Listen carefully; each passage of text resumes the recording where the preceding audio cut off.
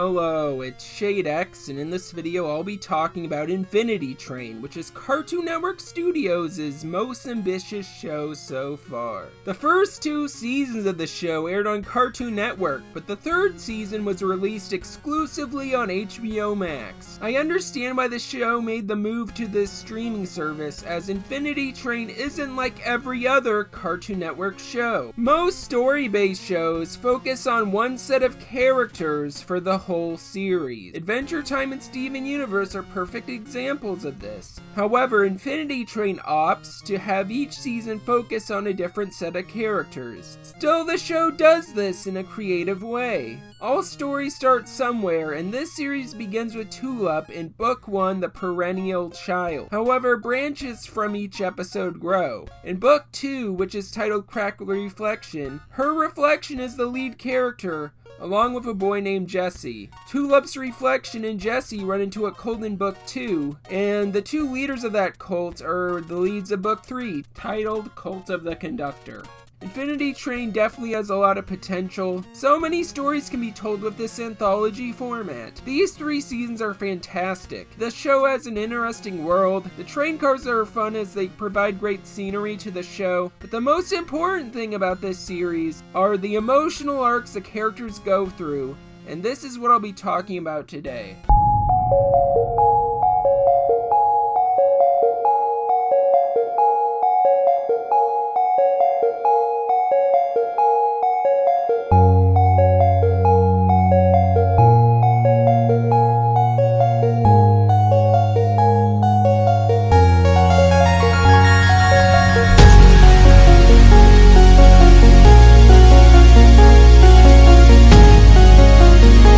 Book 1 focuses on Tulip Olsen, a 13-year-old girl with divorced parents who runs away from her problems and boards the train, hoping to make it to game design camp. However, she runs in a train car full of snow and meets a robot named One who is looking for his mother. Along her journey, Tulip runs into a shady character in the form of the Cat, a female con artist who wants One for some reason. She also runs into a friendly companion in the form of Atticus, a Corgi king. Throughout the show, Tulip bonds with her 2 companions while traveling from train car to train car, while also going on a journey of self-discovery. I won't go over every episode plot here. Instead, I'll talk about the episodes significant to Tulip's character growth. The cat's car is definitely one of the most important episodes. In that episode, the cat shows Tulip her tape, which traps her in a trance. At first, the tape is nightmarish for Tulip. However, long story short, after Tulip watches her own memory tape, she realizes that her parents' divorce isn't her fault. She remembers that her parents still care for her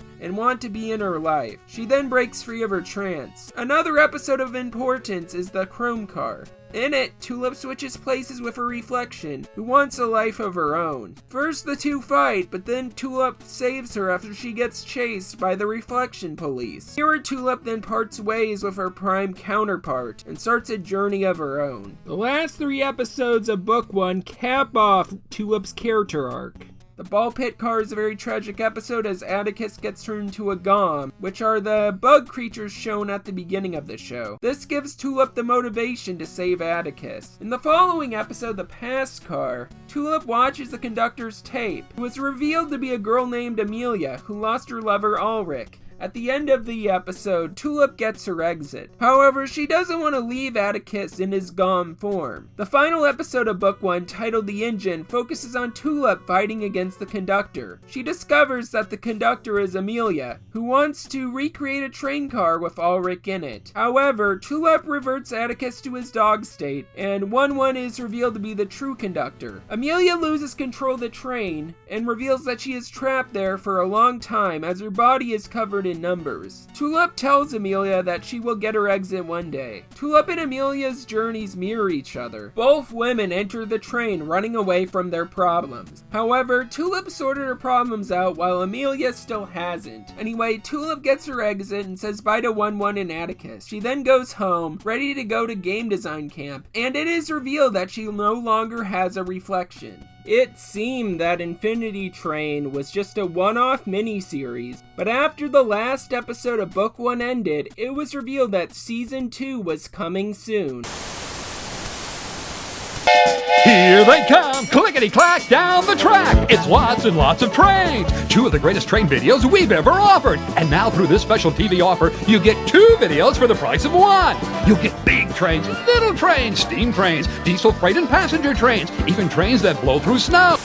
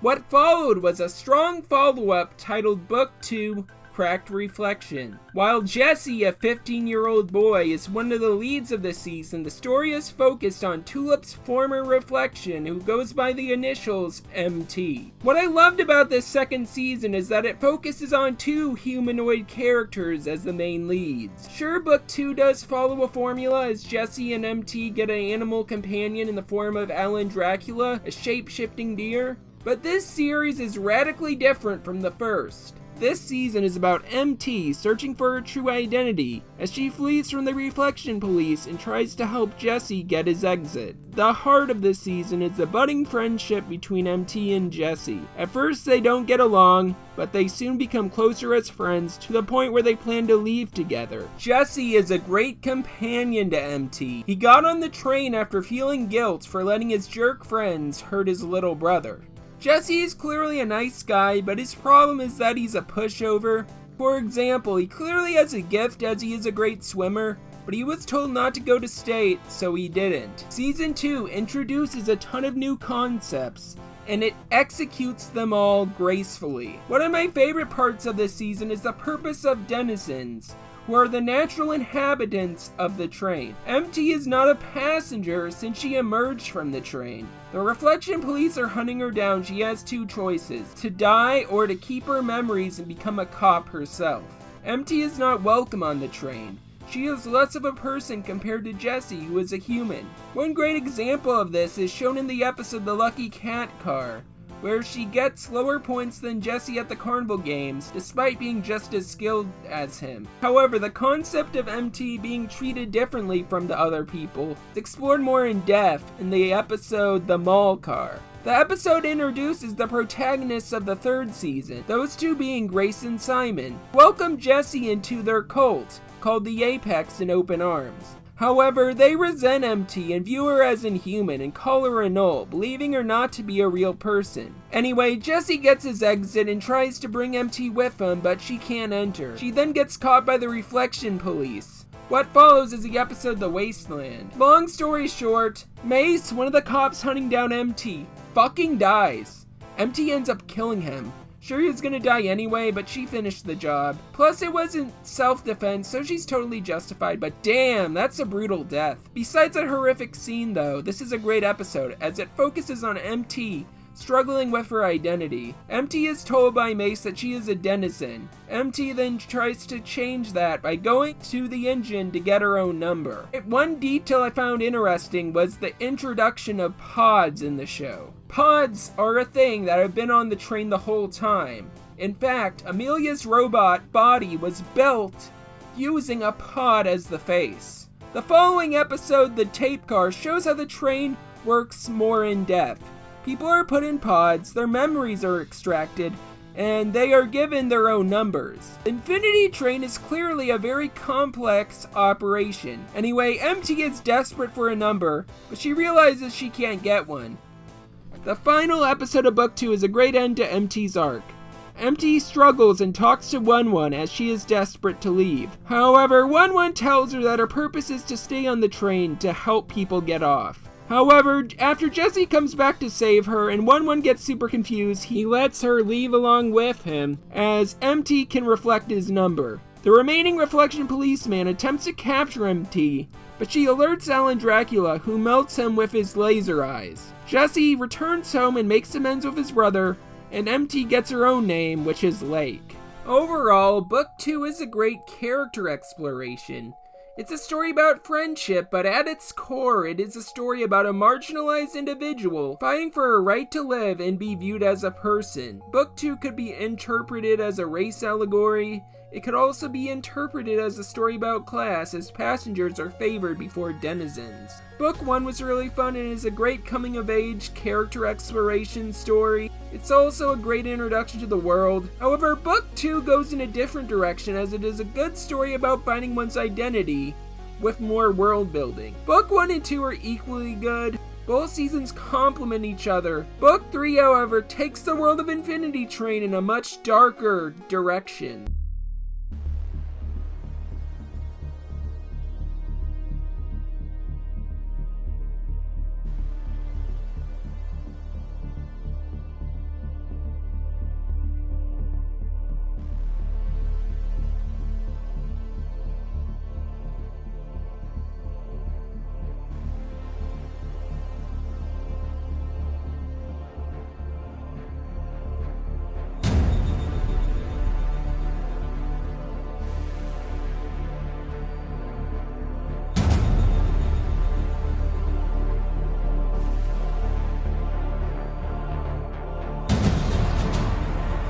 Book 3, titled Cult of the Conductor, is a very dark season. In fact, I think it's the darkest season of a Cartoon Network produced show so far. Congratulations! This is the darkest season in television history. Darkest season. Darkest season. It is very clear that Infinity Train Books 1 and 2 were comedy dramas. Both books had their dramatic moments, however, both seasons were also fun adventures. Book 3, however, is mostly a drama. I really love this creative decision. Book 3 focuses on longtime friends Grace Monroe and Simon Laurent. The two lead a cult called the Apex, which trashes train cars. Their cult believes that higher numbers are a good thing, and they believe that the original conductor was a man, and view 1-1 as the false conductor.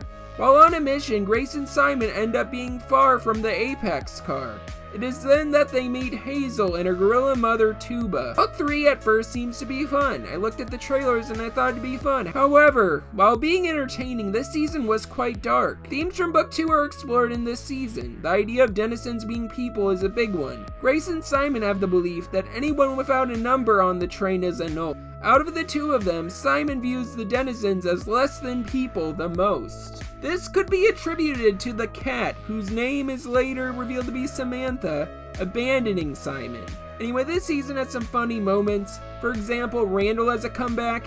He's a funny character. However, a majority of this season focuses on the morality of Grace and Simon. The companions are interesting as well. Tuba is a great mother figure to Hazel, and I really like seeing them sing their made-up lullaby together. Don't be a worry, baby. No need to hurry, baby, when you're with me. Just take it easy peasy, my little lemon squeezy, 'cause you're with me. I want to clarify that I saw the spoilers about Simon killing Tuba. Still, the fact I saw it made me fear more and more about Tuba's impending death. Also, the fact that Tuba talked made it even more sad. Like, I thought Tuba would be silent in the show. Maybe she'd make some noises with her tuba and communicate that way, but no. She's very much a person, and Simon killed her. Anyway, Simon and Tuba don't like each other. Simon pretends to team up with her, and then he kills her. Hazel cries about Tuba and is revealed to be a turtle. Episode 6 is great because it cuts right to the chase. Hazel knows right away that Simon killed Tuba. The episode focuses on Tuba's funeral. It's a very heartwarming episode. This episode is the most light in tone, and it's about a funeral. That's how dark the season is. The scene that made me tear up the most was when Hazel sang the lullaby that Tuba sang to her. Just take it easy peasy. My little lemon's squeezy. You're always with me. This is the most uplifting episode of this season. The rest of the season is about Grace trying to hide the fact that Hazel is a denizen. Amelia, who hasn't been seen since book 1, makes a return this season, and her return is very important. She reveals that 1-1 does not know of the existence of the Apex, and that she was a conductor they believed was a man. Grace seems to believe her, but Simon is still in disbelief. Simon has the fear that Grace is being brainwashed, and fears that she'll leave him, like his former denizen companion, Samantha. He visits his former cat companion with the fear that he'll lose Grace. He gets the tape creation technology from her, and returns to the car. After Hazel reveals her true self, Grace pretends to say that she was surprised she was a knoll. This hurts Hazel's feelings, and she decides to leave with Amelia, who discovers that she is a turtle girl who is a failed recreation of her late lover, Ulrich. Amelia takes Hazel with her after realizing she could endanger other cars. Grace tries to get her to come back, but she refuses and leaves with Amelia. This is clearly a setup for book 4. I am definitely down for a redemption arc for Amelia where she acts like a motherly figure to Hazel. A book with her in the lead role would be super interesting.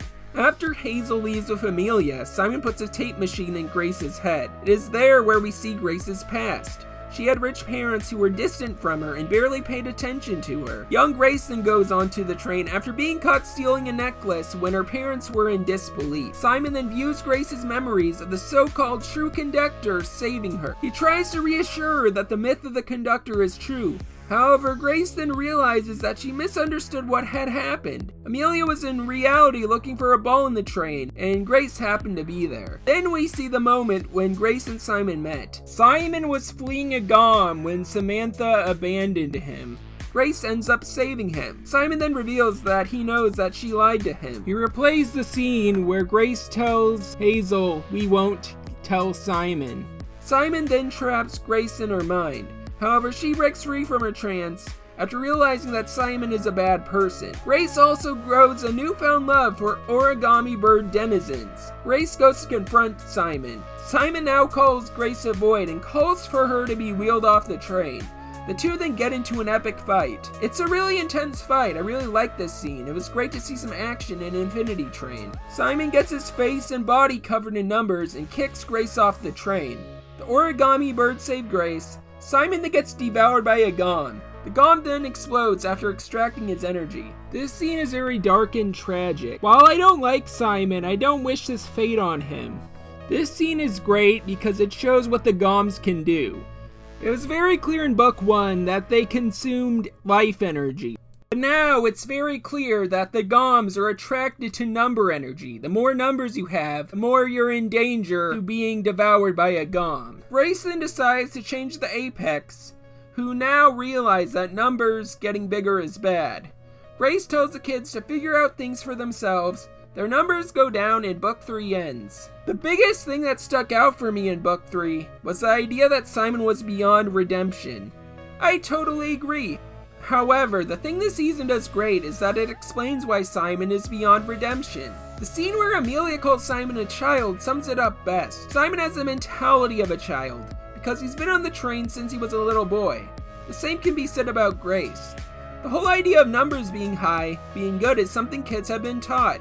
For example, getting good grades or a high score in a video game are 2 good examples. Simon was abandoned by his cat companion Samantha as a child, and it is clear it really hurt him emotionally. I find it tragic how Simon is too far gone. He even attempted to kill Grace, his former best friend. One thing I find interesting is the difference between Simon and Amelia. Amelia took over the train due to her desire to get Ulrich back. However, she can still be redeemed. Simon can't at all because he made a bunch of evil choices that led to his downfall. What led to Simon's downfall was one thing: fear. He was afraid that everything he knew was a lie, so he refused to listen to the truth. Because of Samantha, he couldn't trust anyone who was close to him. Not even his best friend, who in the end he tried to kill. Simon's fear and his lust for power led to his death. Simon is a great antagonist. I really like him as a villain. He's a character you love to hate. However, just seeing his downfall, seeing his demise, seeing that he can't change, seeing that he's too far gone, it's just sad. And that's the tragedy of this season. Overall, Book 3, while being very dark and depressing, was a great drama that dived deep into why Simon became psychotic.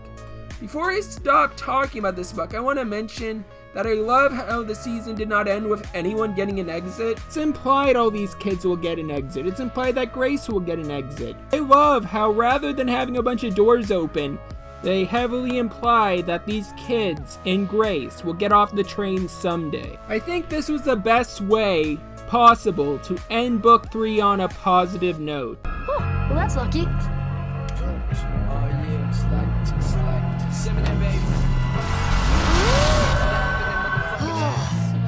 There has to be a way off this train that won't kill me. Okay, everything has rules.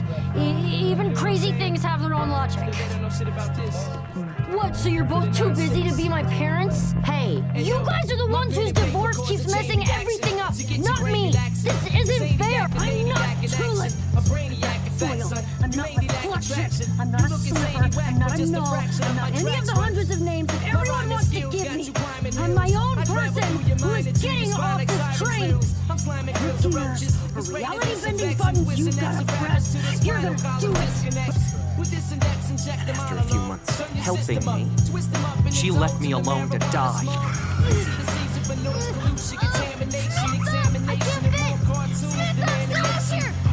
How'd you get it so hot?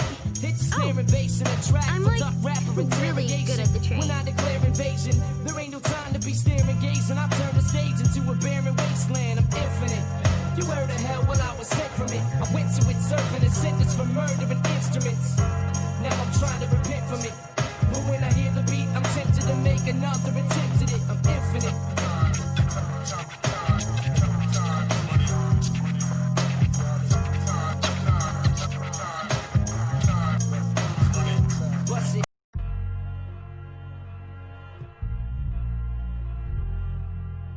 The leads of Infinity Train all go through their own emotional journeys. Tulip realizes to accept her parents' divorce. Lake realizes that she is a person and ends up getting her own life with Jesse. Finally, Grace realizes she was wrong about how the train worked and wrong about her longtime friend Simon. To close this video, I want to say that Infinity Train deserves a book 4, 5, 6, 7, and 8. Owen Dennis clearly wants to make more. The writers have ideas for more stories. I really want more Infinity Train, so if you like the show, please spread the word. Subscribe to HBO Max if you want to support the show. Also, if you want physical releases of the second and third seasons, you should buy the Book 1 DVD on Amazon. Or if you don't want to own a DVD of the show, you could buy this cool glow-in-the-dark Infinity Train shirt on the Cartoon Network online store. I really want more Infinity Train, so watch the show on HBO Max. I'll probably rewatch it again as I really want this show's streaming numbers to go up. This has been ShadeX, and hope you all feel nothing but good vibes.